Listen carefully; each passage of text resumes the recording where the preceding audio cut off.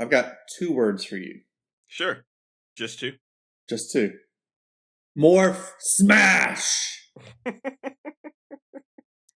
I actually had some issues with that, but not What? many. Yeah, because I don't know if Morph's power set is supposed to be that way.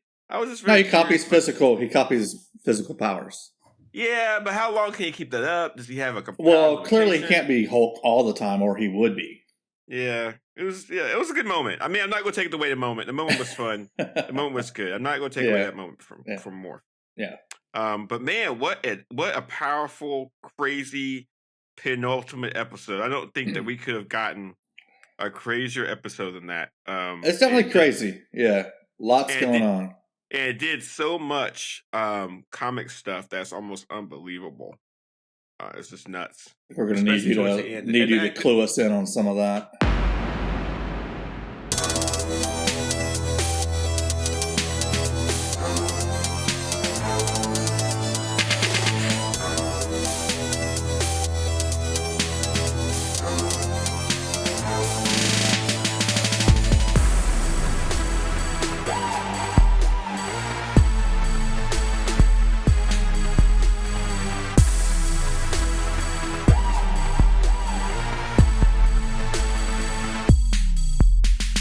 To be honest with you, the ending was the only thing that really we need to talk about the most. Like the rest of it was kind of like just build up drama.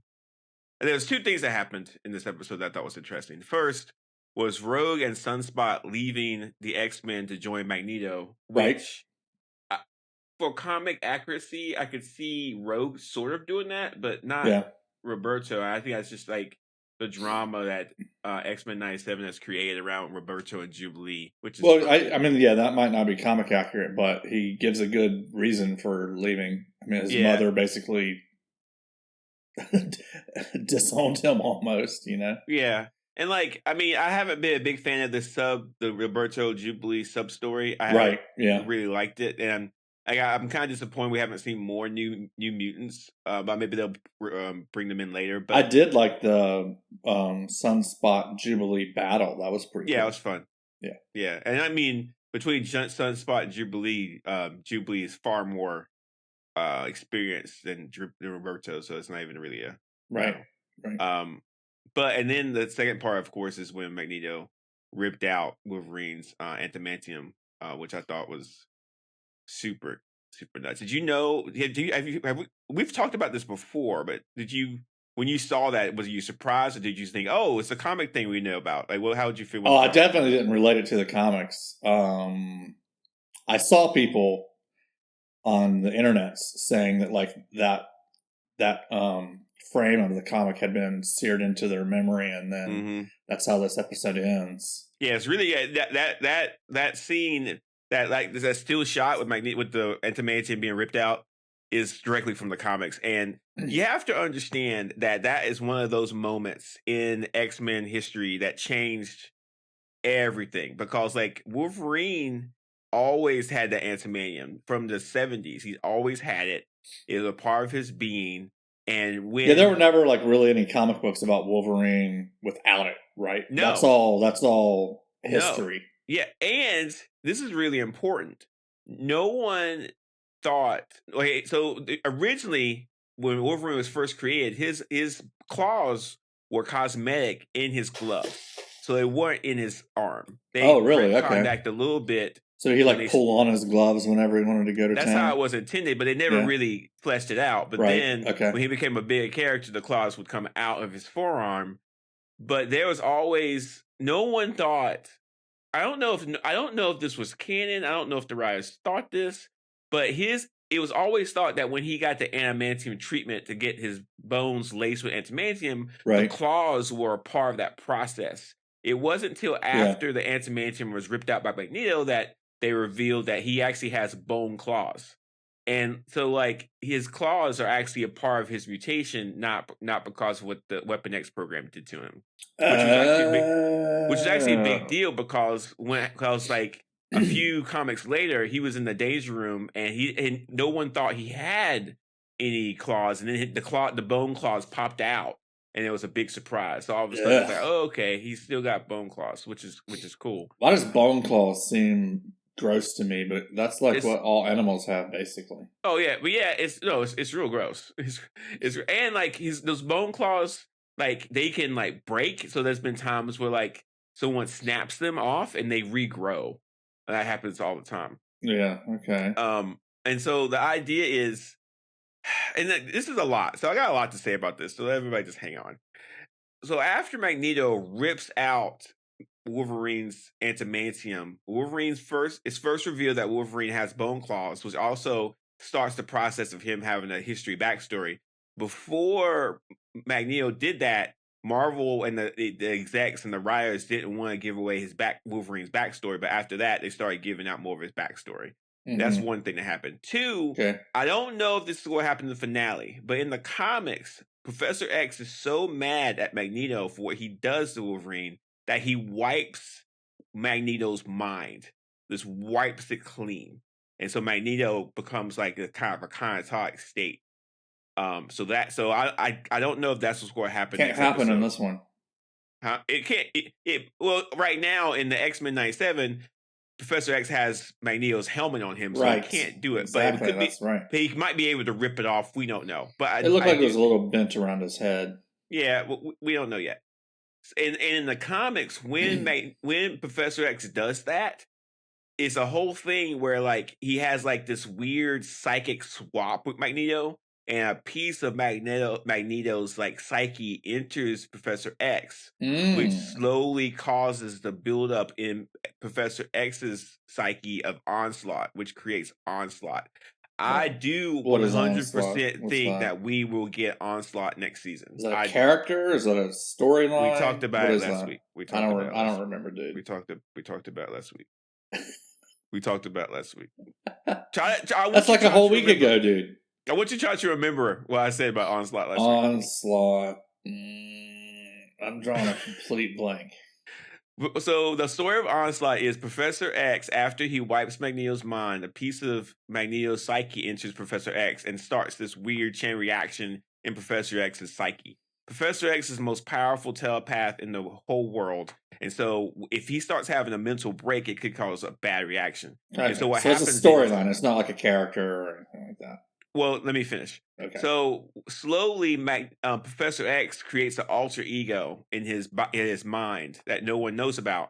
And in the comics, there's this mysterious figure doing crazy stuff. Like there's this scene where the X-Men are teleported to a random world, and they have to fight this acolyte of Onslaught they never heard about. Juggernaut is beaten almost to death by Onslaught. There's a bunch of different things, but nobody knows who he is until a revelation happens where Jean Grey is visited by Onslaught, and the Onslaught says, "I want you to join me." But then it's revealed at the end that Onslaught is actually Professor X. So Professor X doesn't know his legs working on everything. Well, the thing is, the psychic break makes him use his telepathic powers differently. So he is somewhat of a telekinetic, but when Onslaught's formed, he creates this telekinetic shell around him that's super strong. And so basically Onslaught becomes like a very powerful form of Professor X. And in some ways it mimics Magneto's powers because of the mind altering thing. And so like Onslaught has Magneto's same color scheme as the whole thing. And it's crazy after that. Okay. And I see if you think that's where we're going. Well, here's the deal. If I think that if they're willing to do this to Wolverine in the penultimate episode, I can see next season where like Onslaught becomes a thing. I can see that 100%. Yeah. But they have to figure out a way to do it because everybody who reads comics will know the secret that Onslaught is actually Professor X. I'm not sure how they'll hide it or change it. But this is just theory crafting. I have no proof of that. But yeah, we're seeing or witnessing the writers being willing to do some hardcore things. And like, I mean, beyond the fact that Magneto ripped out Wolverine's adamantium, there was a scene right before that where Wolverine stabbed Magneto in the side of the chest, and we saw is Magneto dead? Body. No, he's not dead. He's just hurt. But we saw the blood. I mean, but it's like, it was gross. It was very graphic. Very graphic. Is this? Did they have a warning or PG-13 or anything? It's PG-14. Okay, that's pretty graphic. Or TV-14. Even PG-14. That's direct. That's pretty rough. Oh yeah, for sure. Right. That was crazy. But how does it? I mean, that was right through the chest. If you look at it again, he's actually towards the side. It's not in the chest. At the very end, you kind of see. At the end, they show it looks different. Like when he stabs him, it looks like it's clear through his chest. Like puncturing his lungs and everything, which would definitely kill you pretty quickly. Because that's what arrows do. Yeah, but come on. I mean, it's the comic. Hunters and deer, they don't shoot for the heart. They shoot for the lungs. I got a pair of scissors right next to me. I'm going to stab myself right in the midsection. Don't do it. Don't do it. Don't do it. I'm not gonna do that. Okay. I don't know. Who knows? But then, later on, it does look like it's through his side, but that doesn't It's like I don't know. It doesn't line up to me. When he stabs him, it looks like it's clear through his chest. When the blood's running down the claws and everything. I don't know. Anyway, it's pretty. So you're saying Magneto's not dying? No, he's not dead. No, okay. But I mean, this episode was. I don't know why. Well, I'm kind of glad about that because they've been killing off a lot of people. Yeah. I don't know why. I was very hesitant to watch this episode. I knew it was going to be intense, and I really didn't have the mind space for it this week. I was like, I can't watch a really intense episode. I just can't. I can't do it. And you know what? It was exactly what I thought it was going to be. I was like, oh my god, it's just too much. You thought last time when we talked, you thought this was going to be a exposition heavy episode, kind of a calm before the storm.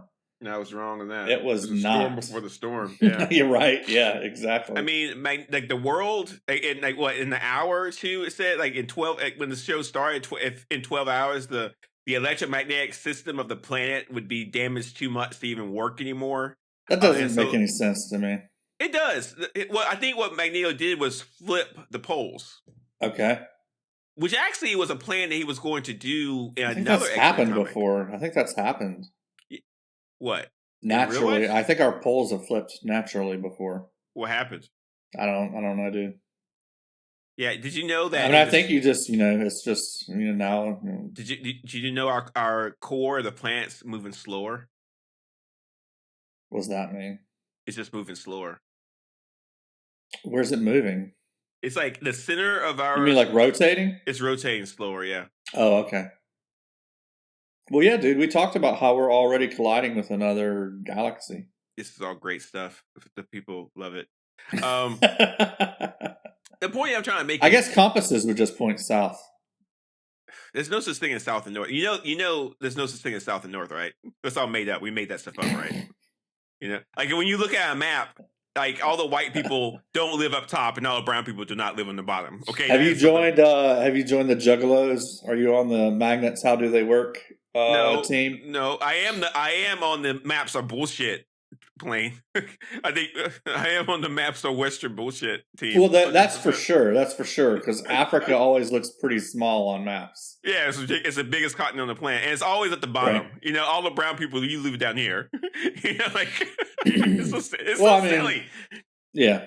If you're out in space and you look at our planet, you're not going to see United States at top. The Aborigines should have been the world conquerors, and then the map would be the other way around. It's true. In history, yes, sir. The Native Americans of the northern hemisphere the southern hemisphere would be on the top, and then the northern hemisphere would be on the bottom. Yeah, that's what happens when you're too nice. It's just this will be fine. They can hang out here. We got plenty of land. There's no way they're going to do anything. Unfortunately for them, most of the landmass is in the northern hemisphere. So, okay, I don't want to get into this again. So I don't know what they're going to do for the finale, and I don't know how they can top this. But here's the deal: Wolverine's not dead. I think there's some people. Could you imagine your winters being in the summer? Okay, Wolverine's not dead. Wolverine's not dead. He's going to be hurt. Yeah, no, he wouldn't be dead. Tremendously, right? He's still got his incredible healing strength. Yeah, there's actually a scene after this in the comics where Wolverine actually is in a weird comatose state, like his soul's leaving his body, and Jean Grey works to stop that from happening, and then he comes to and he saves Jean Grey somehow. It's a picture of Wolverine actually grabbing Jean Grey as she's falling out of her airplane. I was about to ask you about that because maybe I misread, but I thought the internet's told me that in the comics, Jean Grey was in the room when Magneto did this, and she used her telekinetic abilities to keep Wolverine's adamantium skeleton from fully leaving his body, and she kind of mended Wolverine. She might have mended him, but no, the adamantium is out. It's gone. Okay. So I misread that. I need to go back. I think I have that comic, or I can find it. And people are probably wondering if Wolverine's adamantium's gone, when he's going to get it back. He gets it back, but it's a long time from then, and Apocalypse gives it back to him, and Wolverine becomes a horseman of the Apocalypse. That's a long time. That's a ways away. Interesting. I don't know if I want Wolverine without metal claws for a long time. I mean, no, that's a legit thing to think about. But I think so. If I was a editor at Marvel and someone's proposed a story of taking Wolverine's adamantium, and someone says, I don't feel comfortable doing that, I would say, good. Like, the readers shouldn't feel comfortable, and you shouldn't feel comfortable, because what you're going to do, you're going to keep buying the comics to figure out what's going to happen to him. And so if you keep things the same, it's going to be boring. Like, you can't do that. You got to mix things up. You got to change stuff up. You got to. So you'll be fine. He's going to get it back at some point, so don't worry about it. Okay, I don't like that you're right, but okay. Oh yeah, I have studied storytelling since I was 20. So I've done it for a long time. Yeah. And plus, as soon as people started getting in the comics, as soon as people started hating the fact he didn't have adamantium, they just gave it back to him. So it's fine. Right. So you jumped all the way to the end. Do you want to do a recap, or should I just go through my stuff to talk about? Go through your stuff to talk about. All right. No neutralizer technology. Storm's pretty adamant about that. That was pretty good. That was great. It was just a lightning strike. It was funny. Yeah. She's just. I love having Storm back. I love leans in closely, and all of a sudden they're like, boom. Yeah. Oh, okay, we'll try something else, I guess. Man, that Storm Forge combo, their relationship works. I like that. It's good. What'd you think about that? Was she overreacting? I mean, I don't think she was overreacting. I think she was. It's didn't they end up using it anyway? Weren't they carrying around a neutralizer collar at the end? Yeah, I think Beast had a collar that he was going to use, but didn't have a chance to get it to him. So I think he knew that Storm didn't like it, but he was going to do it anyway. Yeah. Okay. All right. We see Asteroid M for the first time ever for a lot of people. Yeah, that's awesome. Asteroid M, you've talked about it before. It's a pretty big storyline in the comics. Yeah, I mean, I'm pretty sure that Wolverine was on Asteroid M when he lost his adamantium. So I think a lot of the things that we saw was comic accurate. Oh yeah. Okay.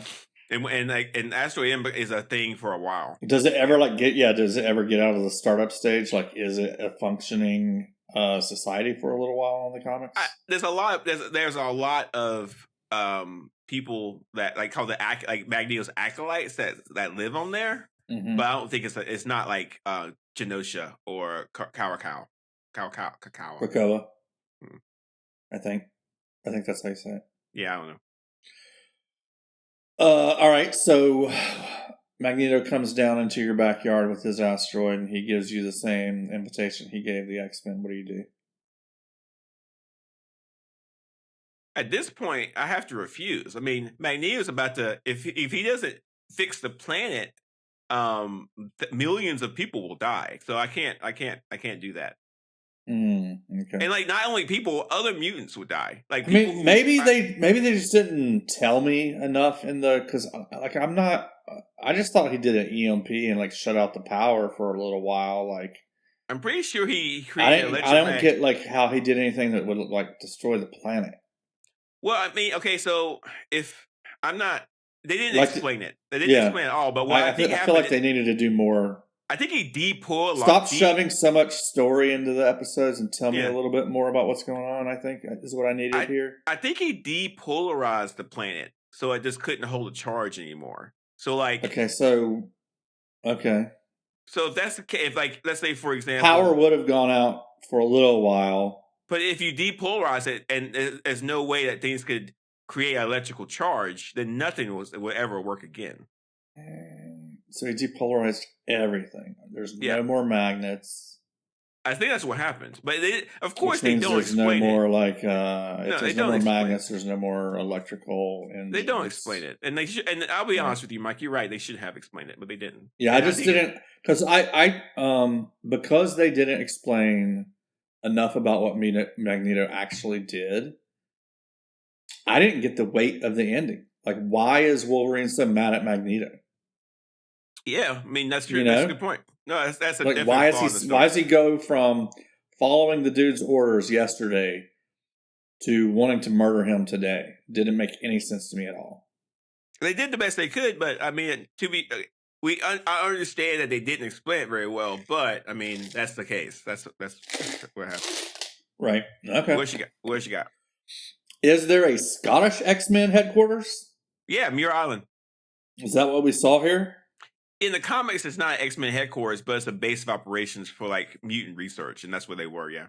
Okay, Muir Island. Mara McTaggart and Banshee hang out there. Okay, who's Banshee? Banshee's the guy who can scream real loud. Okay, we talked about Banshee. Some of these guys, their abilities are just funny. He has a scream that could shatter a building. Okay. Yeah. Okay. Is that the guy that killed Doctor Strange in the movies? No, that was Black Bolt. That was Black Bolt. Black Bolt's sonic abilities is stronger than Banshee. Stronger than Banshee. But they're the same. They're very similar. Good job, Mike. Right. Okay. What'd you expect? Black leather? A reference to X-Men. X-Men, the movie. Yeah, it was funny. One of the movies. Because the X-Men, that first X-Men movie, Wolverine says these costumes are ridiculous, and then Cyclops says, "What do you expect? Like blue and yellow tights?" You know. So it's kind of funny how they. That was funny. That was good. That was good. Right. Yeah. The telepathic talk with the president. I didn't get a whole lot out of that scene. Did you get much out of that scene? No. I think Professor X is just trying to tell the president that the X-Men can save the day, but I don't know. It might be that the president might. He did say there was a Magneto. He talked about the Magneto protocols, which I have no idea what the heck that means. I don't know. I think that we might see some Avengers action or some military action. We might see some other superheroes show up soon. So that's what I'm thinking. So I say that if Captain America shows up in an earlier episode, he has to show up before the end of the series. I wouldn't be surprised if you see the Avengers show up on at some point. I wouldn't be surprised of that. Okay. So you think maybe the Avengers are part of the Magneto protocol? Well, we've already saw Captain America. We saw Morph as the Hulk. So they've established that the Avengers exist. So I wouldn't be surprised if you saw them in the show. Right. Or or maybe Iron Man and some of his tech. You'll see something. Okay, so the Magneto protocols aren't something that you can tell us about from the comics. I will do a quick search on the internet to see if there's anything the internet says. Magneto protocols. It's something. Okay, so yeah, it is from the comics. The Magneto protocols are a network of satellites designed to work against the powerful electromagnetic powers of the mutant supervillain known as Magneto. The intended goal of the protocols was to protect humanity, but without the appearance of intended amplification. So there's satellites in space. Yeah, and looks like interesting. Knowledge of the system was known to Professor X, and he considered it as one in a series of systems that would be used to battle Magnus alongside the X-Men. The uses of the protocols need to be approved by the United Nations Security Council, with the United States, Russia, and S.H.I.E.L.D. initiating its usage. Yeah, there you go. It looks like it was in the same storyline where Wolverine got his adamantium ripped out. So it's the same story. You think that's going to be part of the next episode? Absolutely. Yeah. Yeah. Hey, what else you got? Well, I was just trying to figure out, like, what are they going to... I still don't know how this is going to end. Professor X is wearing military garb in this episode. What's the deal with that? He is? Yeah, he's wearing a military shirt. He's got a military green shirt on. He has epaulets. I don't think he might have had military experience. I don't remember that. That's not that big. He's wearing it. So the first time you see him wearing it is in his meeting with the president, and then he's wearing it while he's on Asteroid M. I'm not going to do a Google search about what Professor X is wearing, just to let you know. I'm just saying. Yeah, I wouldn't do that either. And for our listeners, all this stuff that we're referring to was called the Fatal Attraction storyline. It was from X-Men number 24 to it was X-Men number 24, Uncanny X-Men 304, and then X-Men 26 and Wolverine number 75. I don't see a year. 1993 it was 1993. I just thought it was out of character, but I guess it's symbolic of him going to war against Magneto at this point. I don't know. Sure. I didn't know 1993. I was still in high school. I didn't read that storyline. I wonder why I didn't read it. I wasn't an X-Men fan back then, I think. Really? Okay. Yeah. But I'll put it in the show notes here. Cool.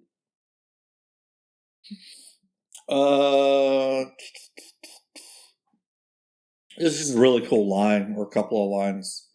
Mind your weather and weather your mind. I didn't like that, but fine. You didn't like it? It was too cheesy. I liked it. I don't know.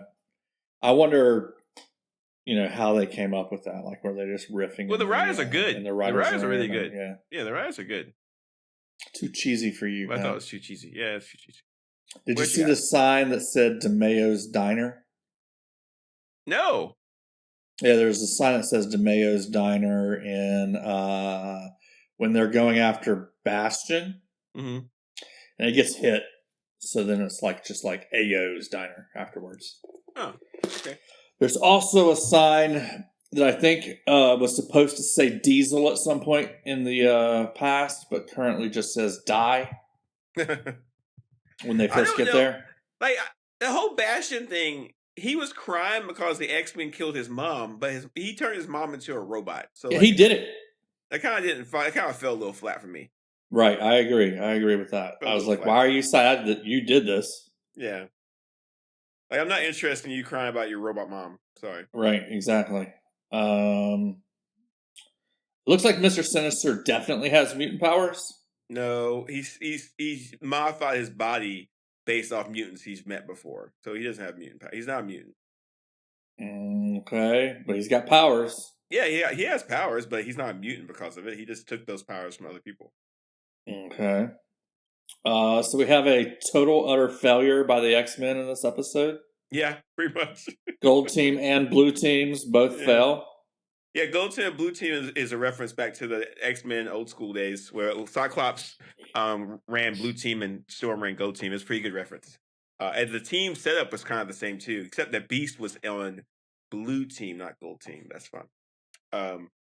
Yeah, no, it was. But here's the deal: you go and have in a story like this, it's more interesting to see the heroes fail and then suddenly succeed at the end than just succeed all the time. Like, it's not like you don't want to read a story where superheroes just constantly win all the time. It's not interesting. So why did the team going after Bastion need more time? I don't get it. Like, why does... Well, Cable is taken over by Sinister, and so Jean Grey's dealing with Cable, and Beast can't get to Bastion to shut him down. So like they're not... And then Storm got shot, and she's fell into the ocean, and then Forge's ship crashed. So yeah, is Forge dead? No, she's not. No, they're not. Nobody. No one's dead. Okay, and unless you see like a corpse, like I didn't see any parachutes. He's not. No, it's not. No, nobody's dead. No. All right, no parachutes. You got to count the parachutes. No, what else you got? I learned counting the parachutes from watching Masters of the Sky or whatever it was called. Wait, what do you mean counting the parachutes? So when they were doing bombing runs, when the planes would get hit and start going down, the other planes would have to count the parachutes that they saw and put that in their logs. Huh. So they would know if there were any survivors they needed to, like, I guess, look out for or whatever. That's nefarious. It's depressing when you keep going, no shoots, no shoots, no shoots, over and over again during a debrief, yeah.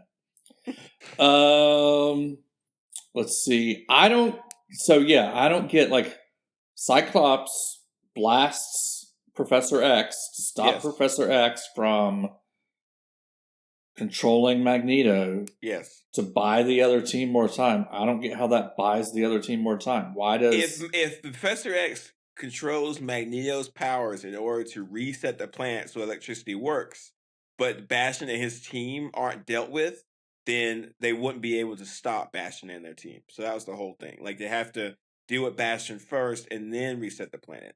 I mean, Bastion and his team was already operational. Like, not having electricity wasn't stopping them. That's true, but it's only operational in that location. So this is again, the episode does not explain this, and I respect that. That's true. But the idea is that if the electricity goes back to normal, Bastion can make these little techno sentinels all over the planet again. So that's the whole thing. Okay, so you're thinking there's more sites with more sentinels ready to go, and they just can't go because they're basically powered down right now. But yeah, you're right. There's a lot of plot holes here. There's not a lot of explanation about it. Yeah, I think they just jam-packed this episode with too much stuff, and they didn't give it room to tell the full story. Yeah, but I mean, yeah, that's true. But instead of an A plus, they get an A. You know, it's like it didn't really bother me that much. Okay. It bothered you quite a bit. It bothered me, so yeah, it drops it a full letter grade for me. No way, come on. Full letter grade. That's silly, Mike. Like, that's calling this a B is wrong. That's a B. wrong grade. It's a B. No, you just saw Magneto rip out Wolverine's adamantium comic canon classic style. I don't like that. Oh. You don't grade people based off what you like or don't like. You grade them based off what they did and didn't do. Yeah. I don't like what they did. All right. Okay. What else you got? You got anything else? No, that's the end of my list. All right. Yeah. I don't have anything either. I got Wolverine stabs Magneto and Magneto undoes Wolverine, but we already talked about that. So. Yeah.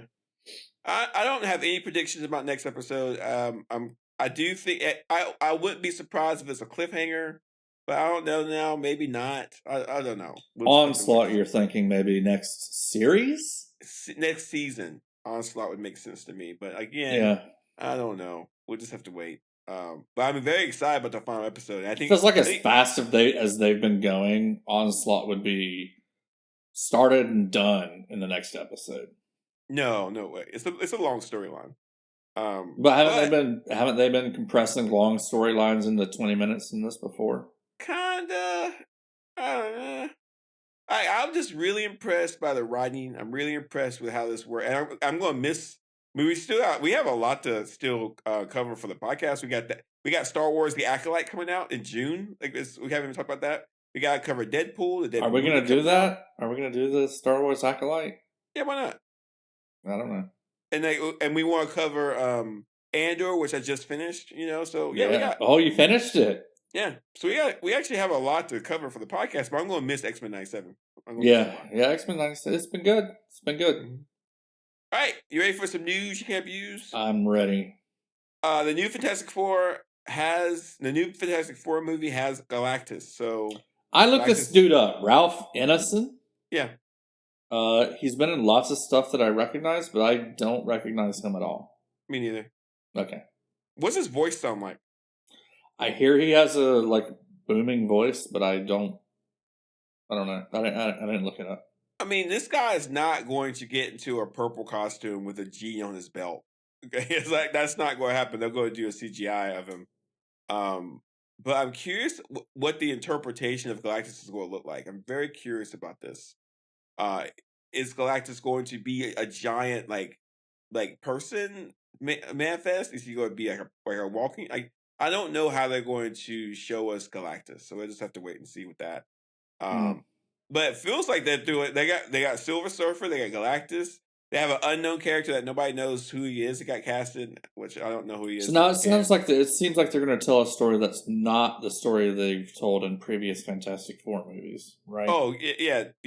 They did Galactus in Fantastic Four: Rise of the Silver Surfer, the second Fantastic Four. They did that. Oh, really? Already? Yeah, was Galactus in it? Yeah, okay, but he was remember that. He was in the form of like a galactic cloud. So it was that's why I don't remember. So it didn't look very good. But I thought it was no, it's got to be a person.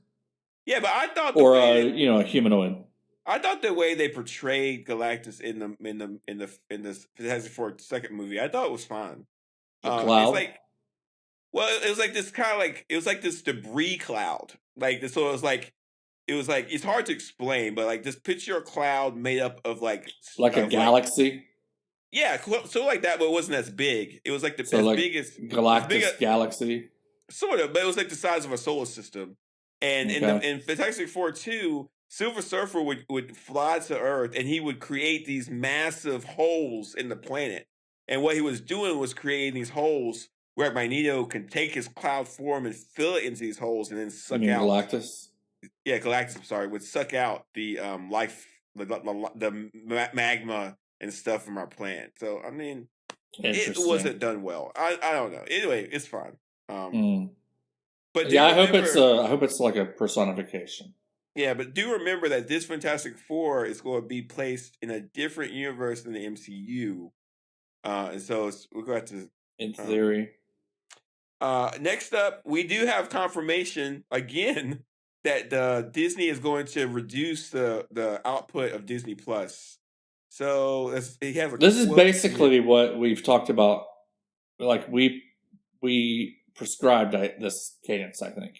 Yeah, he says, I've been working hard with the studio to reduce output and focus more on quality. That's particularly true with Marvel. I know you mentioned television shows. Some of what is coming up is a vestige of basically a desire in the past to increase volume. And so he says here, Iger then revealed plans to decrease volume. Specifically, he plans to move to 2 TV series a year rather than what had become 4 a year, and to do the same for movies with 2 to at the maximum 3. He said that this path would be followed slowly, but added later that the company is working hard on what that path is. So yeah, less output. That sounds like a good mix to me, man. 2 movies and 2 TV shows a year. Yeah, and Iger also says Iger assured fans that Disney has faith in its upcoming slate of MCU movies, with a couple of good films in 2025 and future Avenger projects that the company is extremely excited about. And he says, we've got a couple of good films in 2025, and then we're heading to more Avengers, which we're extremely excited about. So, I mean, yeah, we've already talked about this a lot. He also says, and I've always felt the quantity can be actually a negative when it comes to quality. And I think that's exactly what happened. We lost some focus.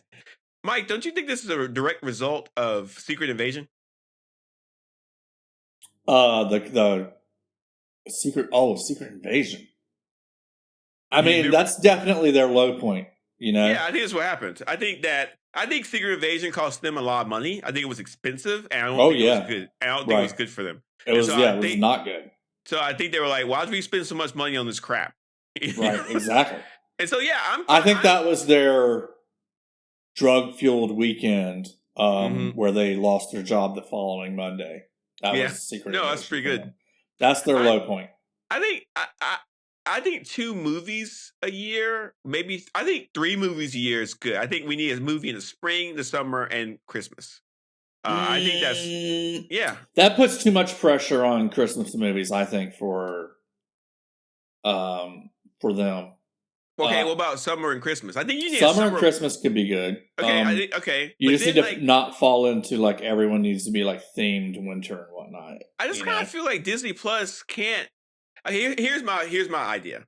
Okay, that gives you something for every quarter of the year. You got either a movie or a TV show for every quarter of the year. Here's my idea.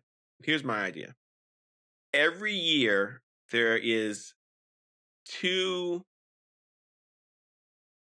at least 1 or 2 superhero movies. So I would love to see a summer blockbuster and a Christmas blockbuster.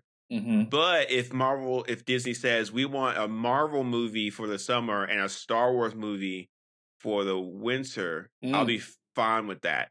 Right. However, I would also like to see if they do a 2 movie thing, like 1 Marvel, 1 Star Wars, I would like to see at least 3 shows a year. I think 3 shows a year. I think this is just limited. What he was talking about, I don't think it's Disney as a whole. I think it's just Marvel. Yeah. Okay. So if we look at Marvel, then I'd be fine with like two shows a year and 2 movies a year. I think that's a good mix. As long as they're bringing up Disney stuff too. Like if they're doing Star Wars and Marvel stuff, then that's fine. Right. Because Star Wars is definitely like they haven't had cadence problems the way Marvel has, I don't think. Not yet. They've had we're putting out stuff that we shouldn't be putting out problems, but it wasn't we're doing too much. Yeah, that's true. I think that if you look at all the Star Wars stuff they put out on Disney Plus, I think most of it's pretty good. I think all of it's pretty good. I think Andor's good. I think that Ahsoka was good. Yeah. I think the Mandalorian stuff was good. Yeah, you're not mentioning Boba Fett or Obi-Wan, however. The Obi-Wan movie might have been but the TV show, Obi-Wan TV show. Oh, Obi-Wan TV show? It was not good in my opinion. What in your opinion? In my opinion, yeah. Yeah, but I don't think they have they just have. We never should have greenlit this in the first place. It wasn't like we're pushing out too much stuff with Star Wars. Because just think of how often a Star Wars movie comes out. Like the last Star Wars movie was 2 years ago, 3 years ago. It's been a while. It was a Rise of Skywalker, right? Yeah. Yeah, they shouldn't even do a Star Wars. They should do Star Wars movies every 2 or 3 years. Yeah. You should anticipate a Star Wars movie. You should be excited about it. You shouldn't be like, oh, another Star Wars movie. But I think that I'm fine with a superhero movie every year. I like it. I'm fine. Yeah, I think 2's a good mix. I think him saying a max 3 might mean that we're getting a third movie next year, but they really want to just stick to 2 a year.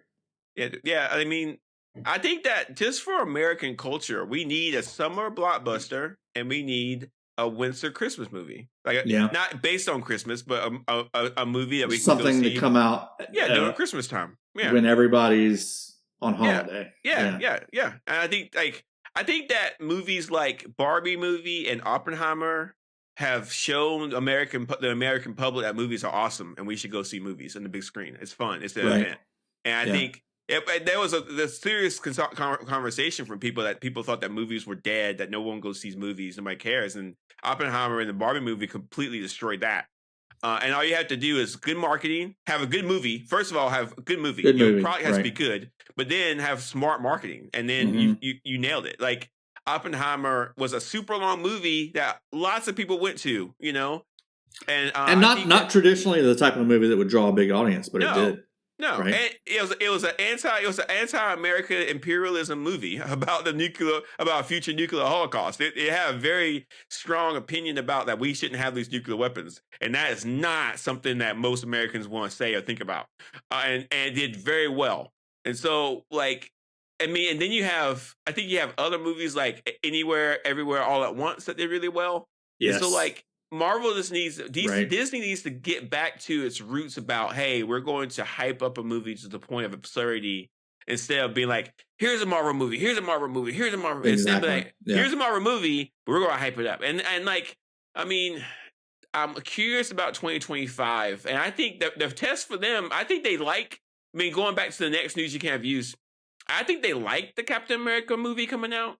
The trailer got super positive reaction. I think that Disney knows they have a hit with Captain America 4. And I think they know they have something good. And I think that's why I kind of feel like he said 2025. I think that, I think they know. And when you have a movie like this, you have test audiences and stuff like that. And so I think this movie's tested very well. And I think that this is going to be the first super hyped, we're back. You come and see a Marvel movie again. It's going to be great. I think that's what we're about to see. Right. Yep. So anyway, I just went over the other things. So that's all my news you have used. Your third item was that the Captain America trailer gets a really good reception. We haven't seen it yet. The public hasn't seen it. It's just I'm sure if it was at a Disney event. Oh, Comic-Con. I'm sure I could dig long enough to find it, but they keep these pretty much under wraps. And be careful, guys. There's a bunch of fake trailers out there. Right. Don't look at those. These fake trailers get we should start making fake trailers, Mike. These fake trailers get like millions of hits. It's like so stupid. Yeah. Like I can make this fake trailers are one of the worst things I've ever seen, but people watch it because it's so silly. Like, oh, this fake trailer's hyped. I'm hyped. Like, hyped about what? It's so dumb. It's like, I don't know. It's right. Funny. Cool. So as far as us, we have one more episode of X-Men 97. One more week. Yeah, so exciting. So, Mike, how can people share us, tell their friends about us, get hyped up for the next episode of Super Sideshow podcast? We would absolutely appreciate it if you would follow us everywhere. If you can't follow us, maybe you can subscribe. Who knows? Give us a rating. If you can review us, that would be awesome. We would love a review on Apple Podcasts. That's a big driver for everything. And, at least give us a thumbs up or a star. Oh, and hit that share button. Mm-hmm. Share this with your friends and your internet channels and whatnot.